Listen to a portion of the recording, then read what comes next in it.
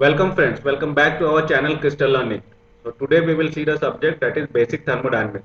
The question says which one of the following substance has constant specific heat at all pressure and temperature, that is monoatomic, tri, di, polyatomic. And second question, similar type of question with a different wording.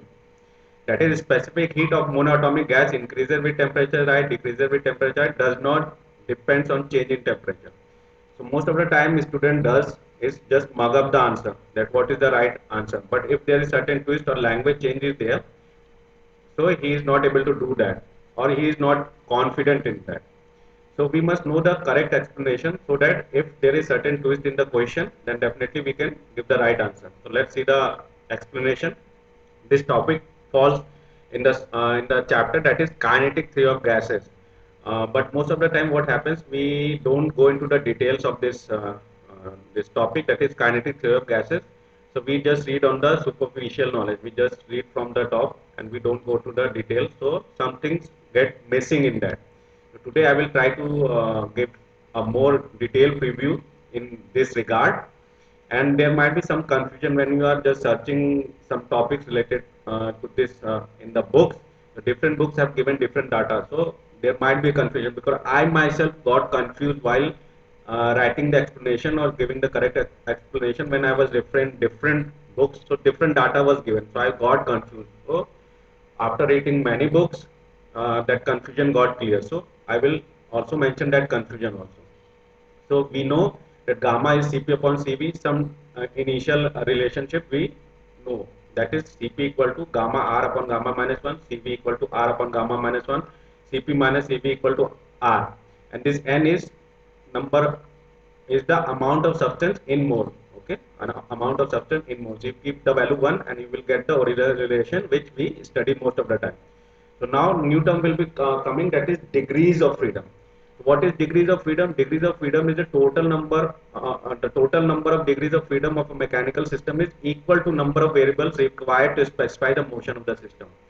So if a system is moving, so while defining that motion, what are the minimum number of variables required? That is known as degrees of freedom. Or you can say total degrees of freedom is translational degrees of freedom plus internal degrees of freedom of molecule. So in case of monoatomic species, there is only one meaningful type of motion, that is translation. A single molecule is known as monatomic gas or a monatomic molecule. It can move in x, y, and z direction. So only three translational motion. So it is 3 degrees of freedom for monoatomic gases. But for polyatomic gases with this translational, they also can vibrate and also can rotate with their relative position of atom within the molecules. Okay, so these are known as internal motion. So that's why they differ, polyatomic molecules and monoatomic molecules. So here it is saying we have an atomic molecule has total degrees of freedom 3n. Okay, so 3n coordinates will be there to define it. So here I will be discussing the general formula, not going into the detail. So linear molecules will be like this, okay, linear direction, and non-linear molecules will be like this, not in a line. So for non-linear molecule, translation degrees of freedom is 3, rotational is 3. So from total, that is 3n minus 6, these two values. So 3n minus 6 for vibrational degrees of freedom you want to do. For linear molecule, it is 3 translational, and rotational is 2. So total will be 3n minus these 2, that is 5. So this is the vibrational degrees of freedom. So this is the general term. From this we will make a table. So we will see the table. Before that, we will see the relation of a specific heat relation with degrees of freedom. This is very important relation. Derivation we will see in theory class how it was derived. Right now we will just assume that we know this formula, that is gamma equal to 1 plus 2 upon f. F is degrees of freedom and this is heat capacity ratio. And this Cv is f by 2 R. So if there is monoatomic gas has 3 degrees of freedom, and this gamma will become 1 plus 2 by 3 or 5 by 3, that is 1.67.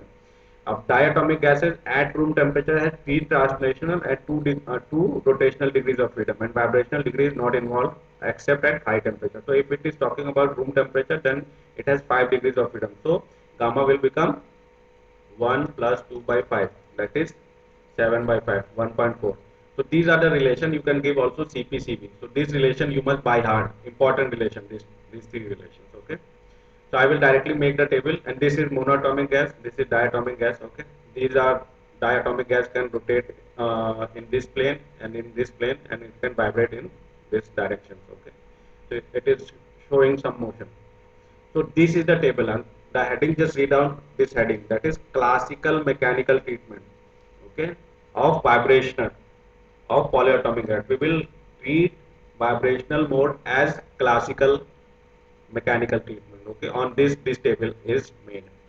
You just see monoatomic having 3 translational degrees of freedom only, 0 rotational, in high temperature also 0 rotational. So at room temperature also it is coming 3, at high temperature it is coming 3. So it is constant, it is not depending on temperature. This is not depending on temperature. Okay, so it becomes independent of temperature. Why? It is have only 3. And we see at room temperature we have a translational and rotational.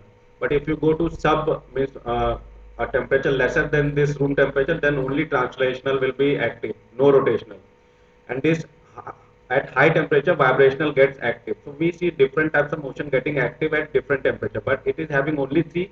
That's why it is not depending on temperature. But if you see diatomic gas, then it is having 3, 2 rotational and 1 vibrational degrees of freedom at high temperature. So at room temperature, degrees of freedom is 5, but at high temperature, vibrational modes get active and you get 6. So like this, diatomic gases are there. Okay. So just pay attention in this table, because you will find these values also, and a value in place of this 6, 7 also is there for diatomic molecule. 7 value is there and 6 value also. So first, by seeing these values, I got confused. But I read further, so I got to know that classical mechanical treatment will lead to a value of diatomic gas as 6 at higher temperature. But when you do that mechanical, quantum mechanical treatment, here the word has come, quantum mechanical treatment of vibrational mode, then that value changes to 7. Okay. So these things from previous discussion, we see that Cv equal to 3 by 2 R agrees with experiment for monoatomic gases at all temperature. If you take monoatomic gases, Cv is F by 2 by R. Okay, so and degrees of freedom is 3, so 3 by 2 R at all temperature. But it fails for diatomic gases and polyatomic gases. There are some discrepancies. Okay, so that is justified from, because polyatomic gases have translation with translation they have rotation and vibrational energy also. So that's why they change it. But in quantum mechanical treatment, we see that vibrational energy also changes. These things are discussed here.